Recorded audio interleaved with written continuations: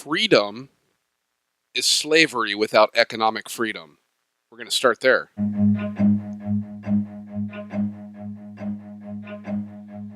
Run.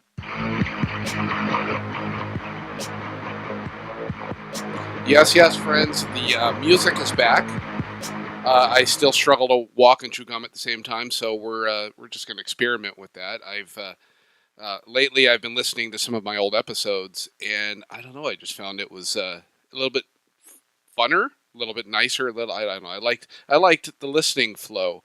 I was listening to it because my mom is reading, or she's going to start reading Defying Hitler, and I did a couple episodes early on that I'd recommend you read. And I'm just saying this off the cuff, so I don't remember what they were called. I think one was Friendly Fascism. I'm going to look it up here on my podcast app here. We're called The Real Freedom Show. It was also the Rocco DeLeo Show, but we're now called The Real Freedom Show.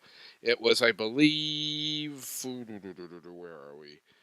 I should have been prepared with this, but Friendly Fascism and the Left and the Theft of Liberty, and I forget what the other one was. It was the one right before it, the one right after it. So I'd recommend you listen to that. I actually was a little shocked by how I wrote that at the beginning of 2017 and how true the stuff is now.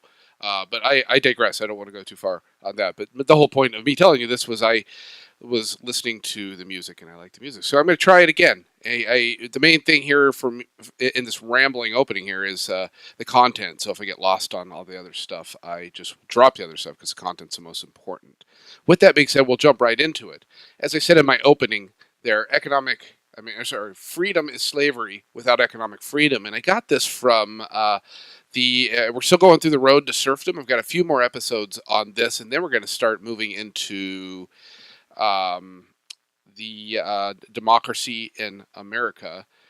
That is, it's along the same lines, the same thought, but it's just more of an observance of democracy. And this is what I like to be. I like to be an observer of society, as observer of what's going on, and see from history and what's happening now, and kind of make sense of it, and also make, of course, my argument, my principled argument for freedom, for the individual freedom, rather than letting the government handle all our problems. Because at the end of the day, I like to believe that most of us, right and left, agree on the ends of what we want, probably 75-85% of the time.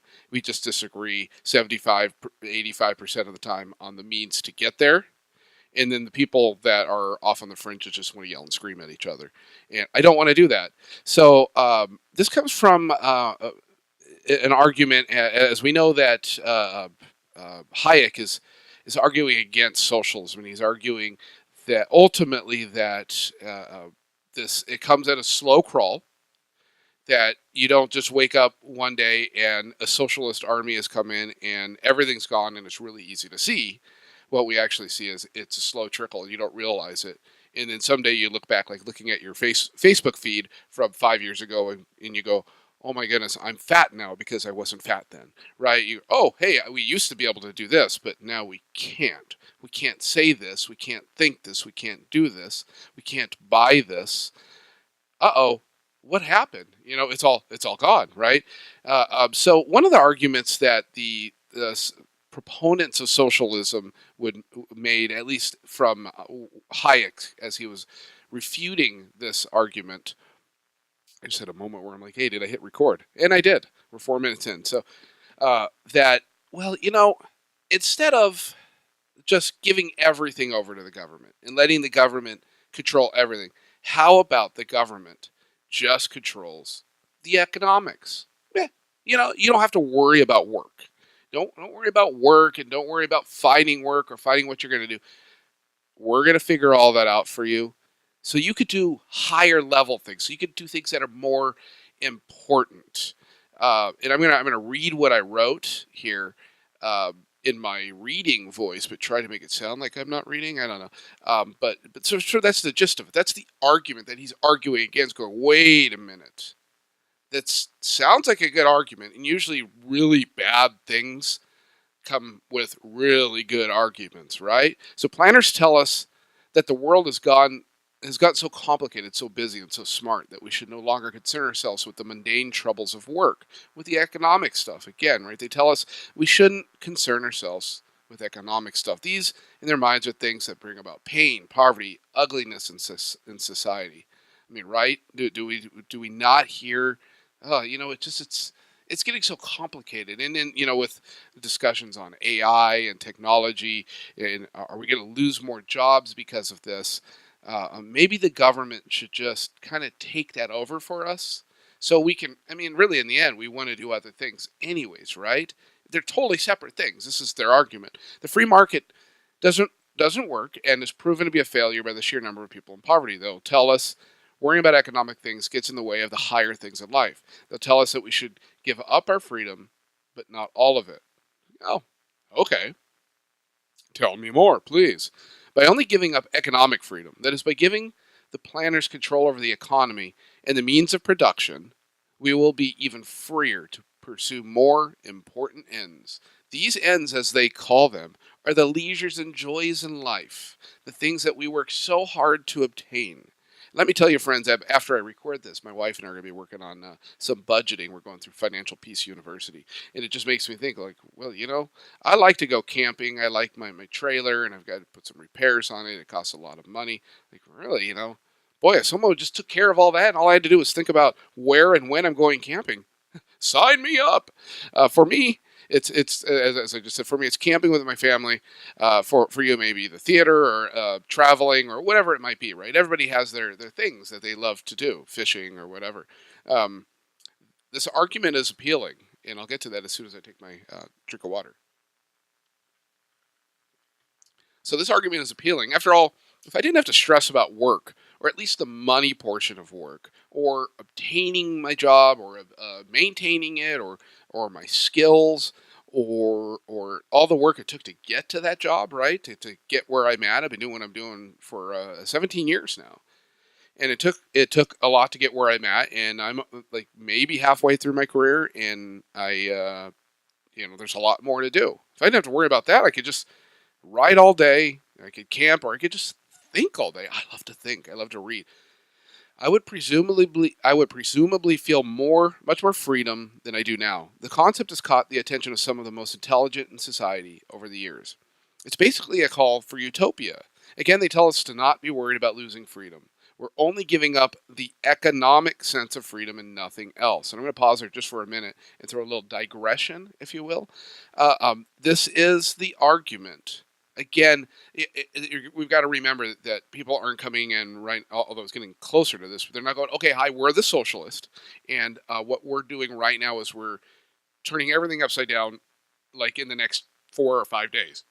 And you'll really be able to see the difference, right? It's like painting a room. My room in here is like a light brown or whatever. It's actually like a yellowish thing or whatever. I don't know, whatever. But we're going to paint it pink. And when we're done with it in the next day or two, you're going to be able to see the difference clearly.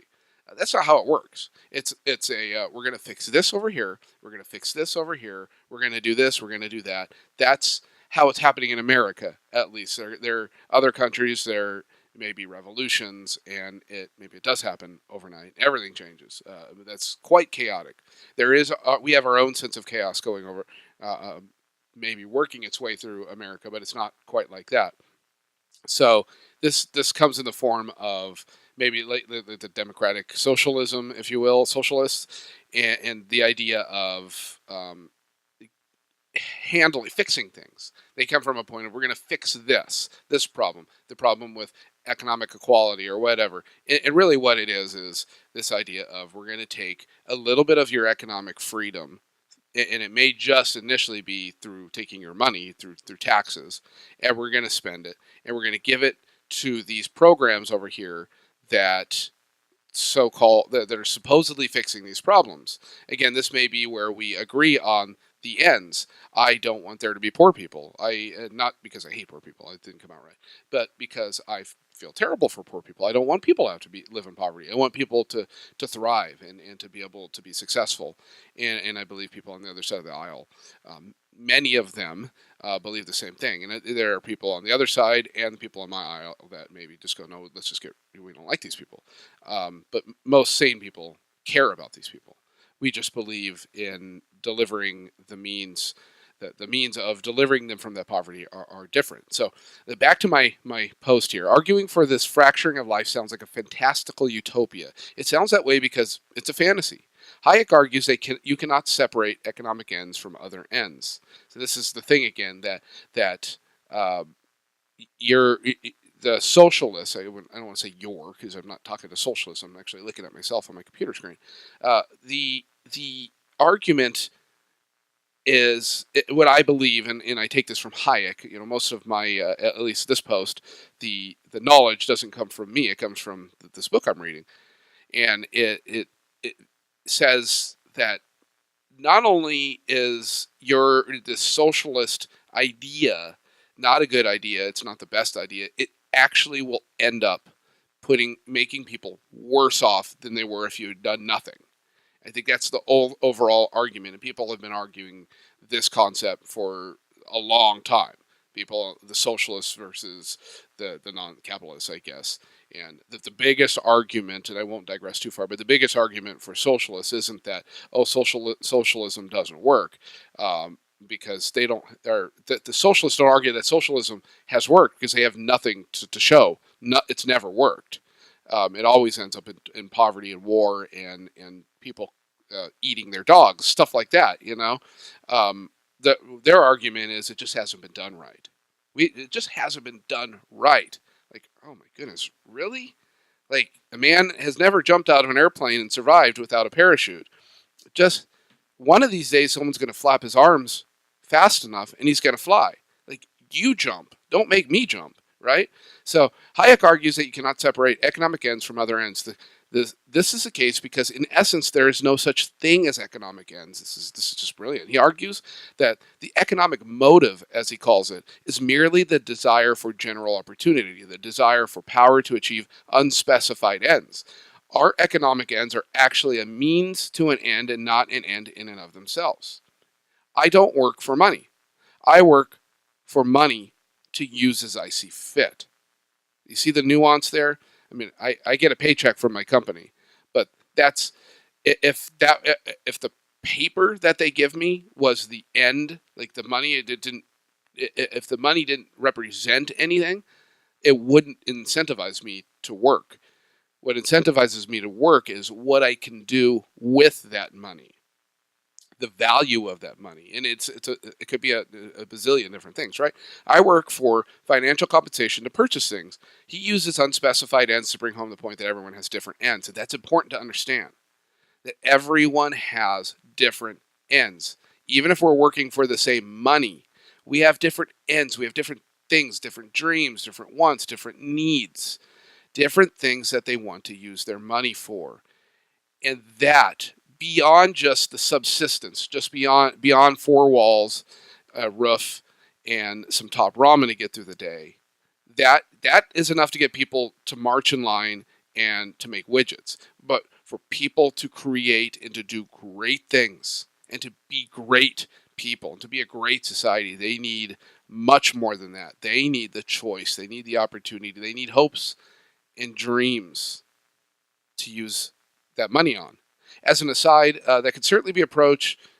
I'm just saying, I'm reading this, folks. As an aside, that could certainly be approached deeper at a later time. He points to the fallacy of detractors of money. I'll take another drink. People say money is the root of all evil, and as we say in church, the love of money is the root of all evil, not money.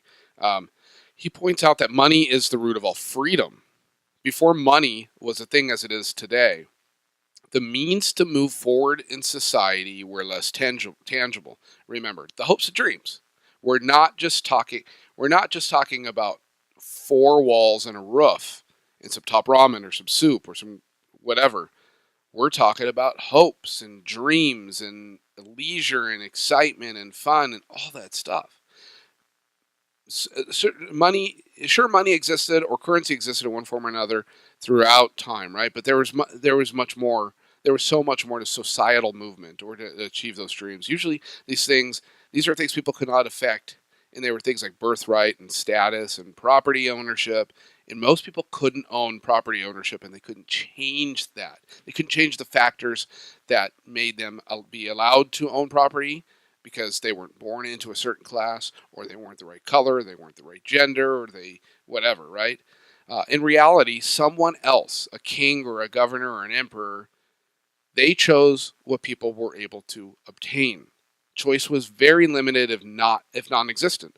Money has leveled the playing field, friends. Money has leveled. Listen, money has leveled the playing field because we all have access to it. Listen, I totally get different people have access to different amounts, and there are a lot of people in the United States that feel like they just have no opportunity, and maybe even we'll even say that like you could work just as hard or 3 times harder than somebody else, and they're going to achieve a lot more in life than you because of where you're born, because of yours. I get that too.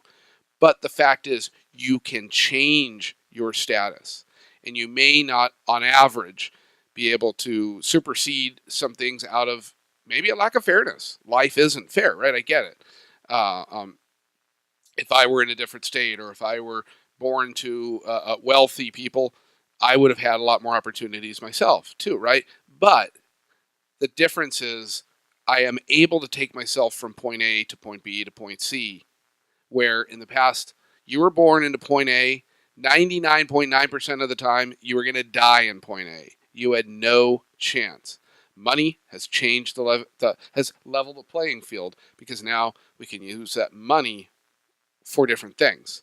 And it's a bigger thing, right, than just what we're talking about here. But because of the freedom, especially because of the freedoms we have here in the United States. So here we go. So it's not perfect. So people have a tougher access to earning it than others, which is what I just said. It's however the tool to achieve all material status, and no one is inherently precluded from obtaining and using it for their wishes, unless, of course, the planners win this argument. There's the thing, right? If they win the argument, they want to take away the power of money, right? So in essence, and this is really hard to grasp. It really is, and I can't articulate it very well. At least I'm not going to do it here. That as the government gives you money, they actually lessen the ability to use that money. They lessen the power because it's not always money they give you. The ends, the new currency of the planned society would not be money, or it would be money that really has no value. Or at least the money would not be the primary compensation or reward. Things such as status, power over others, travel, better food, better education would be the rewards. Kind of sounds like a little backwards, right? Kind of going back in time. The problem is not so much these rewards, although they can be part of the problem themselves. The biggest problem is the lack of choice for the recipient. The planner would decide what the reward would be and what the reward would be, and that would be that. Considering this in light of what man's true end is, poses a great challenge when it comes to freedom. Remember that man does not work for money, he works for what money could do for him. The planner is skipping the money part and going straight to what the quote-unquote, what the money could do for him. The problem here is that what money could do for him is chosen by someone else other than the individual. And remember what we spoke about a few minutes ago was everybody has different needs or different wants, different dreams, different things. And these are the things that we're not talking just surviving. We don't want people just surviving. We want people, when we have just people surviving, we have Soviet Russia, right? And people maybe barely surviving. We don't have much innovation. We don't have cures for diseases. We have people that are living off of bread and whatever, bread and water, I guess. That's not a good thing. We want a beautiful, diverse society with people who have hopes and dreams, who have the possibility of obtaining these hopes and dreams. A bureaucrat, a planner, or government official is telling the individual, what your ends are. Imagine that. Imagine they pay you in food. Can you say food stamps? Just let's back up to food stamps. You don't get food stamps and you go and basically get anything you want. They tell you what to buy with the food stamps, or they give you a limited amount of things what to buy with that, or an education that you don't want. maybe can you say public schools? Can you say really public, mediocre public, even universities? This is what you should go here. You need to do this, and maybe it's somebody who's more of an intellectual, and they say you should be a machinist. And this is not saying anything against machinists, but if you're really designed to be a philosopher or a mathematician or a physicist, being a machinist doesn't seem to fit right for you, and you're not going to find happiness. And the other, vice versa as well, right? Um, these are things you don't need or things you don't want, but the planner needs you to take them. And I've talked about this a lot in some previous posts, that you've got this planner, this bureaucracy that is juggling a bazillion things at once and all day, every day, and everything hinges on things working as effectively, as efficiently as possible. And we don't have time we don't care what you want. We don't have time to listen to what you want. You do what I tell you to do, because if not, this whole thing's going to break down. And trust me, we're going to make you do what you want to do. The planner needs you to take what he has to offer in the moment, because it's part of a bigger plan. That particular compensation or reward is only available because of the time and circumstances, and that has nothing to do with you, except you're the one in it. What happens when you tell the planner that you don't want to do what he's offering? The planner is, as I said, the planner is balancing a billion things at once at every moment of every day. I've written in the past about the enormous complexity of planning. Everything is a cog and must play a role, or the machine starts to break down.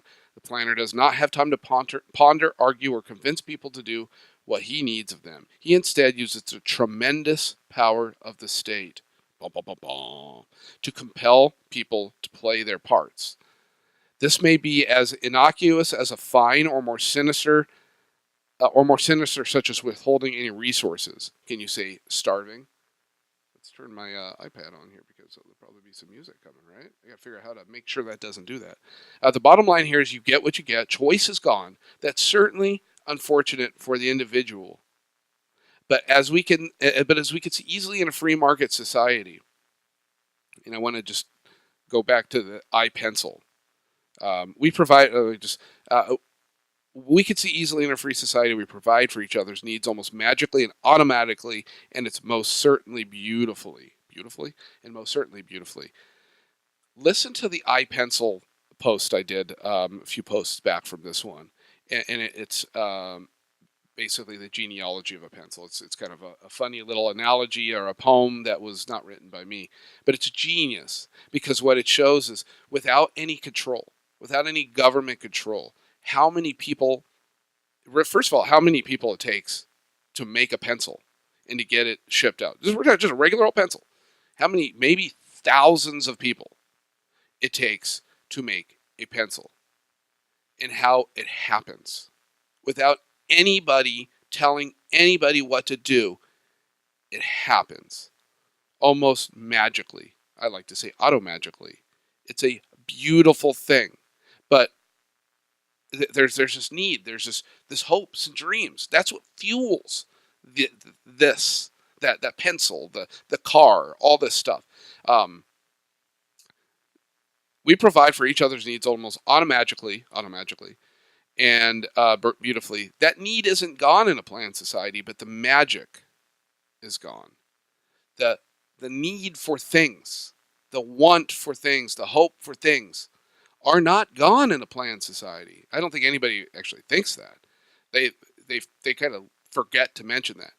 But that magic that makes it happen is gone, and it's replaced with a government bureaucracy. Have you ever been to a DMV? Does that seem like no offense to DMV workers, but does that seem like a place just breeding innovation? Does that seem like a place that great hopes and dreams are going to come out of? Or does that just seem like a place where it's like, okay, efficient, I use that tongue in cheek, but get in, get out. There's no room for gray areas. There's no room for decision making, because we don't have time, because every day there seems to be 700 people at the door at 7 a.m. before they open up. It's just, I don't understand that either. But the magic is replaced with an all-powerful bureaucracy that knows a little about a lot, but not much about each individual's specific situation, if any. Let me repeat that again. the need, the want, the hope is not gone in a planned society, but the magic, which is very simplified is price and competition, is gone. It's replaced with an all-powerful bureaucracy that knows a little about a lot, not much about each individual specific situation. And frankly, my dear, they don't give a damn. The planners and those who like the idea of this. Okay, here we go. Here, this is where we. I forget which one I hit. I think it's this one right here, right? The planners and those. There we go. There's my music. The planner and those who like the idea use this argument as a gateway to socialism light. They argue that giving up the worry of the economic problem, we will become free to pursue other more important things in life.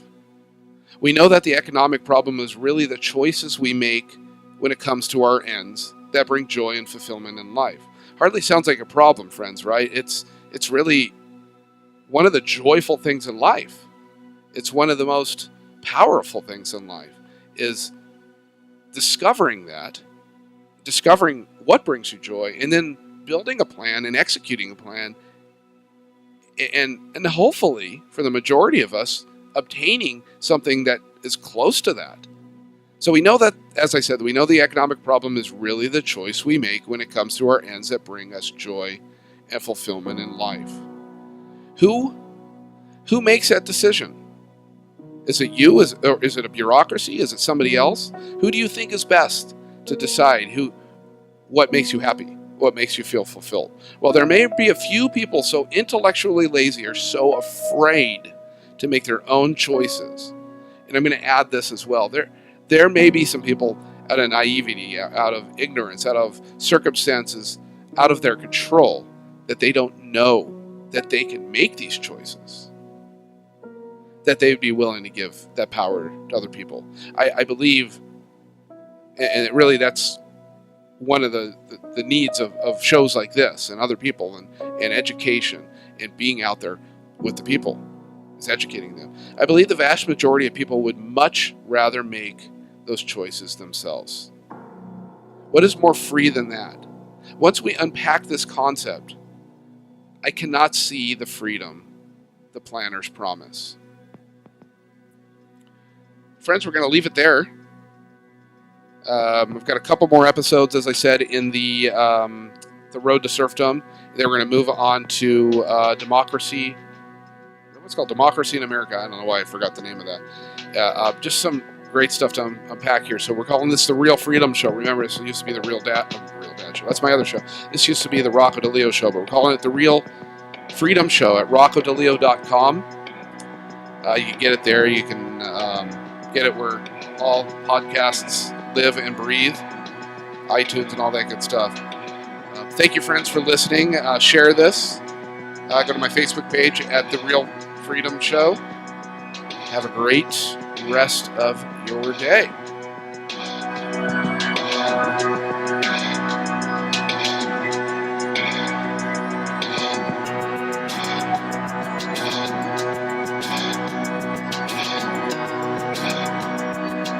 Let's just face it, I like to play with these toys here. Rocco's playing Radio Man.